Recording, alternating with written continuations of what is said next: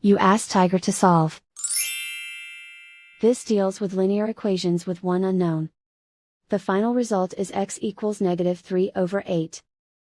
Let's solve it step by step. Simplify the expression. Group like terms. Simplify the arithmetic. Group all constants on the right side of the equation. Subtract 3 from both sides.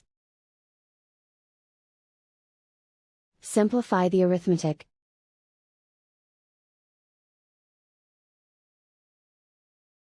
Isolate the x.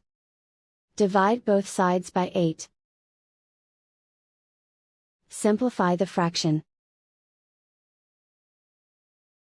And so the final result is x equals -3/8.